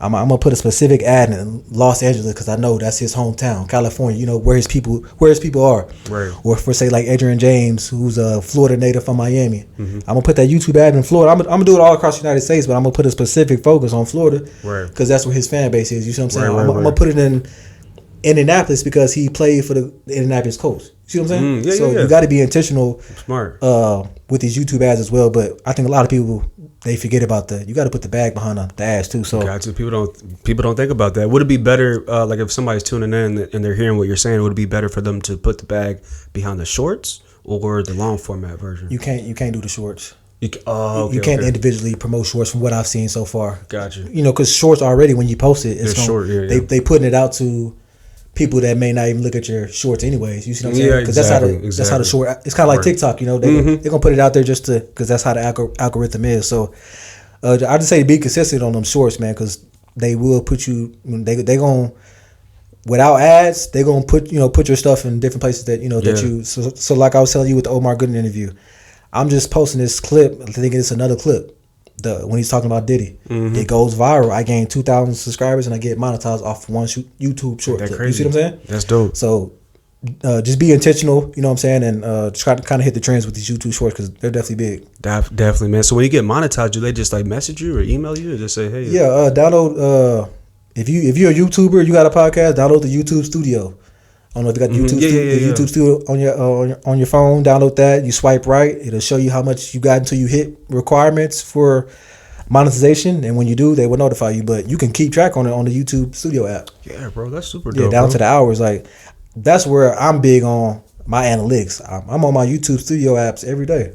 Yeah, bro. I know like some more games. So with the viral clip with Omar Gooding talking about Diddy, I think that clip got over 1,000 comments. So I put together like a little custom comment like, thank you for your feedback, subscribe and shop at our merch store. I'm replying to every comment, copy and pasting that. You see what I'm saying? To every comment that's commented in. Man, I did at least $400-$500 just in merch just off that. Dang, you see what I'm saying, bro? And that's like, you got to be intentional with it. So I'm big on the analytics. I know where my customers are. I know what time they watching. You know what I'm saying? So you got to get deep into it. That's dope, man. That's super dope, man. So like, once again, like, it seems like you're really, and so that's you being a Virgo, bro. Virgos, that's kind of what we do. Because like I said, I'm an ascendant Virgo, but Cancer sun sign. You already know how people feel about Cancers, man. But being sensitive is a superpower nowadays in the world that's so, you know what I mean, numb.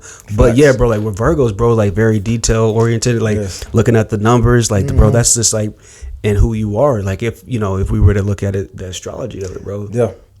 Man, like I said, this shit, it worked for me in business and career, success, family. But man, I wish I could be this articulate and detailed in relationship. It's gonna happen. Somebody's gonna really appreciate that, bro. Man, and somebody's gonna really appreciate that. There could be somebody watching right now who's over here single father, 2 kids. Right now. Do you feel like it's easy to date like in Wichita? Like, I mean, or have you ever thought about even just like moving or like talking to somebody in another city? Or I don't know how you feel about when it comes to the city that we live in. I mean, I love Wichita, but then again, people hate and say it's the worst place to date and all that. I'm not from here, but I do like Wichita. When did you move here again? I came here in 2011. Okay. I originally was here for a couple years in middle school before I moved back to Texas. My mom had cancer, so I moved back to Texas. Came back 2011, was getting in trouble.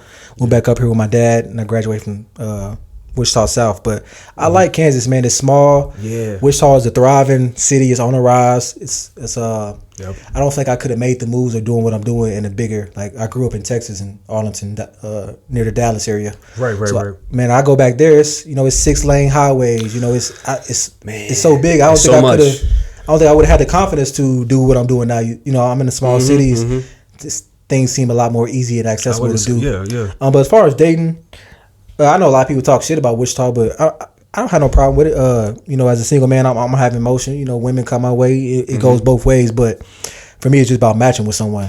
You know what I'm saying? Bro. Like, is it more the personality for you, or like, what would you say? I can't say one thing. Where it's not just one thing, yeah. But I found it's not just about finding, like, it's easy to find a pretty, beautiful woman, but what trauma she did, what she dealing with, are y'all both healed, or y'all ready to combine, to do something great. So that's the problem I'm at right now. It's like, it's not about, I don't have no trouble finding women that's I'm having emotion. It's just about finding that woman that I connect with. We can do something solid. That's something I wanted to talk to you about. Maybe be able to try to put something on for the city to help other people who are like, people like yourself or myself who are single, but at the same time looking like, because I think Kevin, he did something like that. He had these groups and he would put people together in rooms. You talking about some dating stuff, man? Man, who knows, bro? That's you. Look, who knows? Because think about it, bro. Like, think about one thing, like, everybody, because I mean, these online apps making a killing, but like, imagine like if there's a way to be able to do it like in person, but not like speed dating, because like a lot of narcissistic people kind of do that. You can easily do that, but like a place where, because when you think about it, like when you go out, a lot of the times, like, it is hard to meet people. Like, people don't really want to be approached at the club, or the bar may not be the place you want to go if you want to find somebody who's sober or whatnot. And the struggle too is, like, even for me, like, even though I'm social, I'm out there a lot of social media, I don't like being in a lot of social places with a lot of people. Yeah, I was going to ask you about that. I don't want to say anxiety, but even for, let's say, like the Riverfest, that really ain't my type of scene with everybody. But right. I think that's a struggle too for relationships in these times. We got the apps, man. I could have too many options. I could have a beautiful woman just from the swipe of my, you know what I'm saying? Within a 5-mile radius to 300. You see what I'm saying? To 300. So that is a positive and a negative. We do have, I don't want to say too many options, but I wonder if that takes away from the social getting to know each other. You know what I'm saying? Yeah, it does. Because that's how I cut off so easy. If I just delete you, swipe left. It's that easy, bro. And we all got matches. That's what I say. That's why I told the girls, like, we all players now. If we on a dating site, it's guaranteed you got matches. You got matches on yours. I got matches on mine. And if you're like, average looking, facts. Or if you're above average looking, you really got matches. Yeah. So you know what I mean? Shoo. I always say I don't know how the beautiful women do it. Like, I can't imagine how beautiful women handle, especially in today's times, the pressure from men. So I always say that must be challenging. It must be very challenging. And if they're not, toxic femininity is a real thing too. So like, just like toxic masculinity. So if somebody who, if a female is getting that, like, that PP, the pretty privilege, right? Yeah. Then they could abuse that power because it comes with it comes with a responsibility, just like anything, any other kind of power. So you could just, because I got clients like that. I got clients who, having multiple, sex with people every day. Yeah. And maybe they're, attractive looking person, but it's just like, hey, like, at what point do you really just, stop? Where's the ceiling at? Yeah. And I kind of have that for myself sometimes. It's like, sometimes the emotion get too overwhelming. You know what I'm saying? You gotta put some value on that dick. You know what I'm saying? So exactly, bro. No, that's real though. Like a lot of men out there, especially in the black community. I think I seen an interview that go viral about a guy who's just interviewing random people with his old man. He asked him what was his one regret, and he said he wished he wouldn't have fucked around as much in his 20s. As black men, that's kind of the culture that we taught. You know what I'm saying? Conquer as many as you can. Be a player like that. That's what we're taught about. But what I would hope for our black men is that we have more discipline and put some value on our dick, man. You know what I'm saying? Like, value yourself even more, have more respect for ourselves. Bro, that's bars, bro. We be slanging it out sometimes, recklessly, man. We got to put some value on that dick. Exactly. Like I always say, like, being a man is about being disciplined in multiple domains. Yes. Being a man is being disciplined in multiple domains. That first domain, sexual discipline. And it's real. It's real. Some people having like 8 NBA YoungBoy style, like having 11 kids, 10 different babies. And that plays back to my quote when I said you could be in your prime physically, but not mentally. So prime physically means sexually. Okay, right. You see what I'm saying? Right. So you could be in your sexual prime and your physical prime too, but still not have that right mind. With that discipline to get to really tame what you're doing. Absolutely, man. Definitely, man. So, man, I really appreciate you coming on the show, yes, bro. Sir. I really appreciate it, man. I know we could go on for another hour, bro. Like, definitely, like, I feel like we're on the same page with a lot of different things, man. But I really am inspired by everything that you're doing, bro. Like, I think that's really dope what you got going on. Multiple businesses. I'm sure you probably have some employees working for you too as well, man. So, like, that's something I want to do eventually, man, to hire another therapist. Yeah. But yeah, man, you guys check out Fredrick's podcast, man. Collaboration over competition on all platforms. You can subscribe and shop at our merch store at collaborationovercompetition.org. Yeah. You can follow me on all platforms at Fredrick L. Freeman Jr. Instagram, all that, man. So hopefully, I appreciate you letting me bless the podcast, bro. Man. And hopefully, we gave some game to people out there that they can take and use in their lives. And man, let's just keep pushing this message of collaboration of competition forward, because right here today, this interview is a prime example of it. We doing it, man. Exactly. Let's encourage others and keep pushing this message. Definitely, man. So hey, it's another episode, guys, man. Thank you for tuning in. Make sure you like, share, and subscribe. We're gonna sign out. You guys take it easy. Peace.